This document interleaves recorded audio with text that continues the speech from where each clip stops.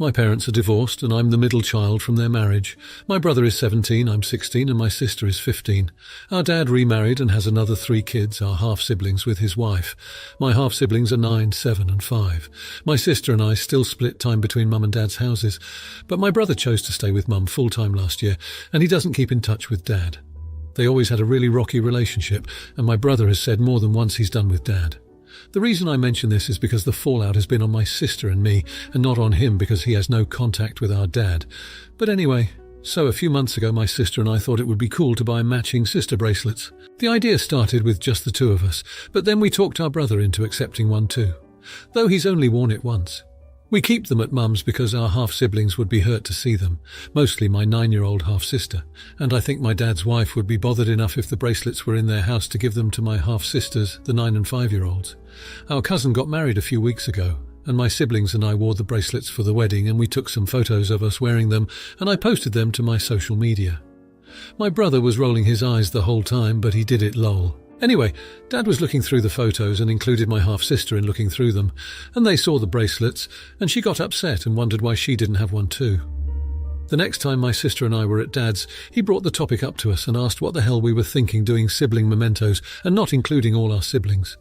My half-sister asked if she could have one, and I told her I was sorry, but no, because it was just for us older 3. Then she got upset because she hasn't seen my brother in a year, and the 3 of us are close like that, but not with her. Dad told me we never should have bought the bracelets in the first place. He asked why it was just for 3 instead of for the 6 of us, and I said because the relationship with our half-siblings is different.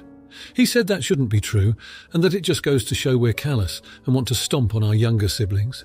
He said the worst thing was getting the bracelets and knowing our half-siblings would want to be included, but not including them. He asked how I could look at myself in the mirror. He said similar stuff to my sister. Am I the idiot? Now here are the comments. Comment 1. Not the idiot. Your dad is being self-centered. It's both normal and appropriate for your relationship with the 3 siblings you share a mother with, who you had a whole 8 years with before your half-sibling's birth, to be different than the relationship with your half-siblings. Your dad can't see that because he doesn't want to, because seeing it is against his best interests. He wants you and your half-siblings to be just as close as your full siblings because it makes him feel better and it makes parenting easier for him. He's trying to pressure you into what works best for him. You are not callous. He is, in fact, being very immature, making out you have no empathy when you are a teenager whose family dynamic went through a huge change. What with your brother not having contact with dad, etc. Your family life sounds complicated. You're allowed to have complicated feelings about a complicated situation. Heck, I have only 2 sisters, same parents, one 2 years older than me and one 7 years younger, and my relationship with both of them is really different because of the age gap with Lil Sis.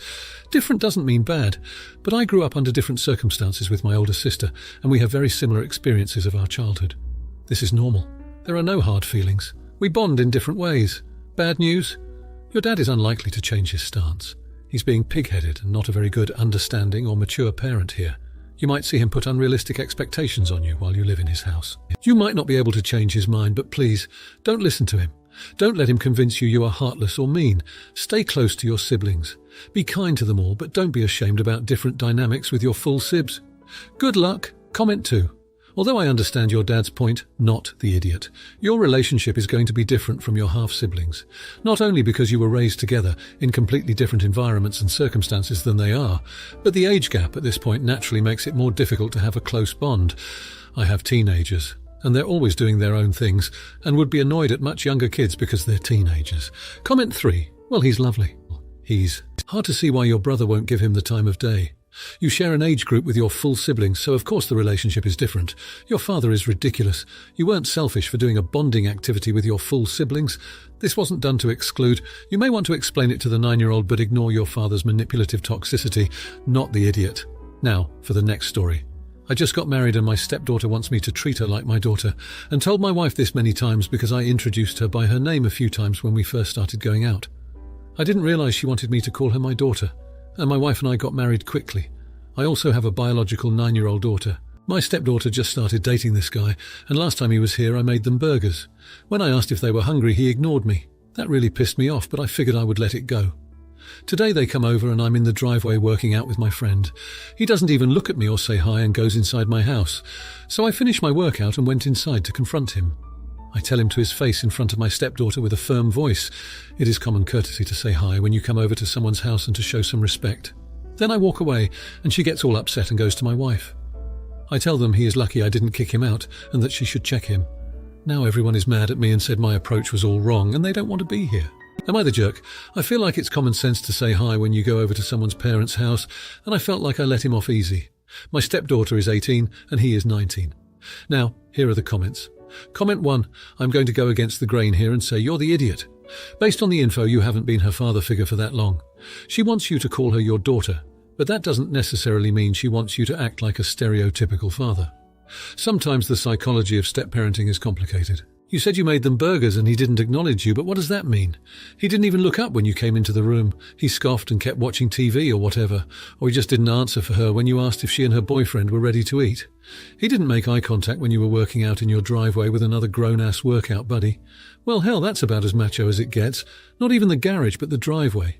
You're literally flexing on the whole street, and he is supposed to come over and not emasculate himself somehow. If he was also a sporty guy, I'd get it.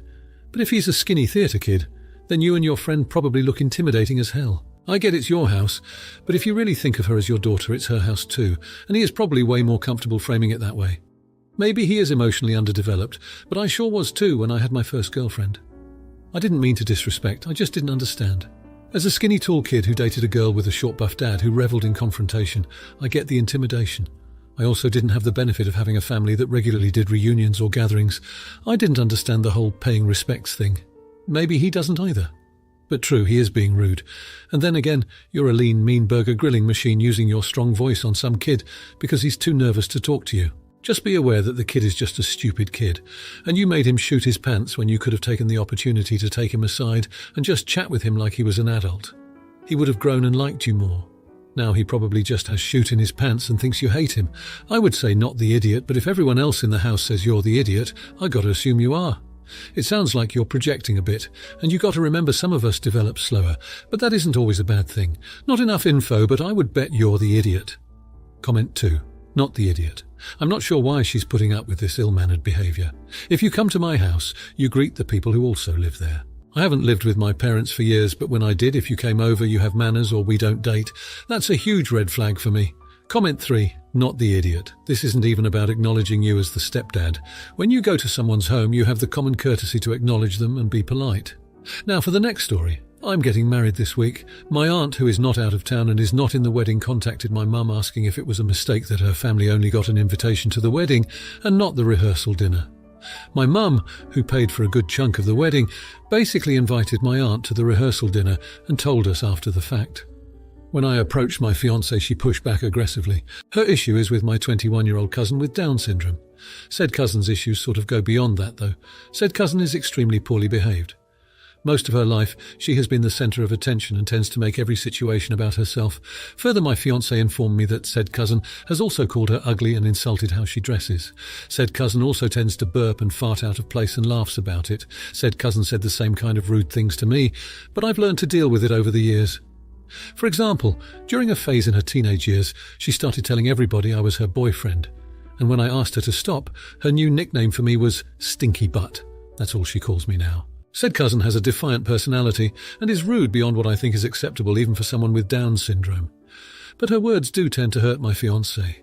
Just last year, during the toast at another wedding for a distant cousin, she took the mic and rambled for like 5 minutes.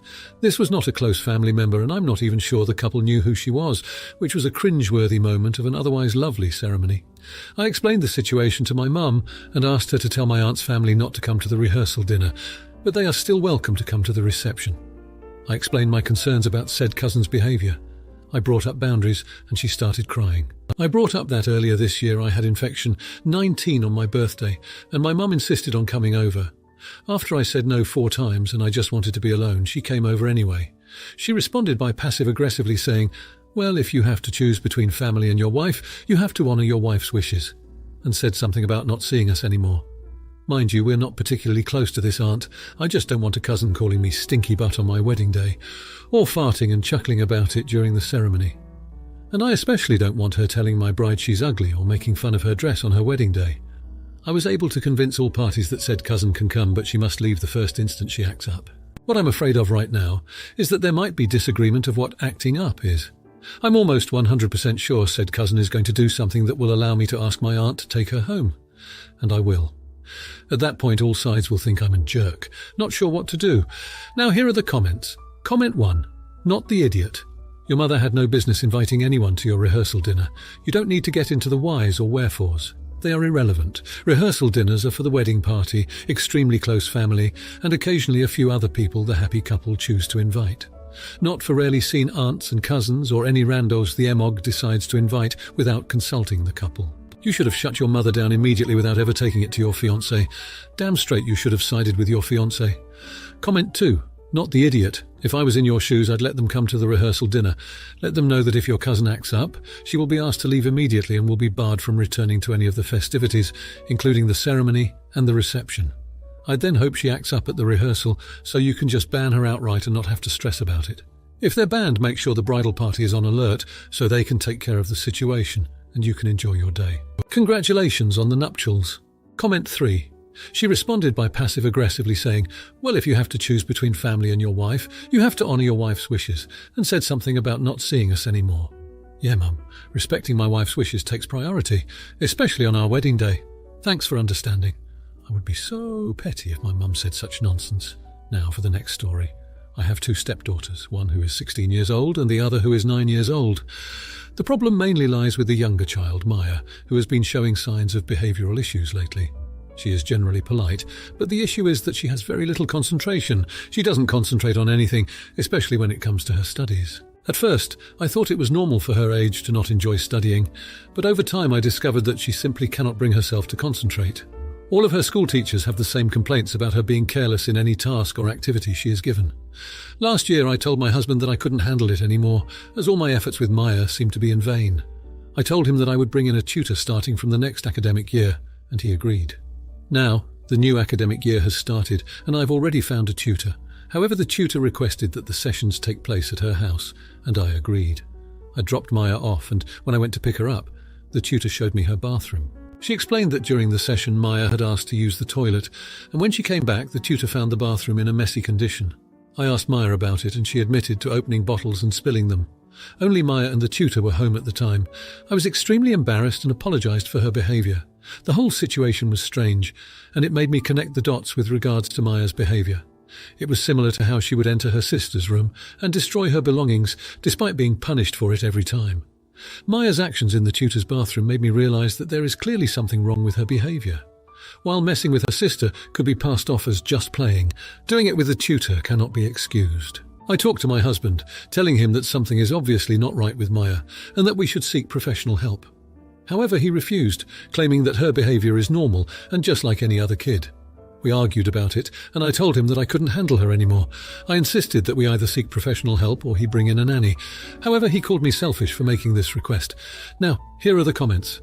Comment 1. Start with a visit to her regular doctor. Just based on my personal experience, she sounds a lot like my daughter when she was diagnosed with ADHD. Her attention was focused on things she considered important rather than the task at hand, and her impulse control was practically non-existent. While your stepdaughter may have a different issue, I suggest asking your husband to schedule a regular doctor's appointment. In my case, I needed letters from my daughter's teachers for an official diagnosis, so you could also ask them for their input on your stepdaughter's behaviour to be prepared when talking to the doctor. Not the jerk, NTA, assuming you've told the girl her behaviour is inappropriate. Comment 2. As others have mentioned, I also suspect ADHD, especially considering her concentration problems. People with ADHD can focus, but they struggle to control what they focus on.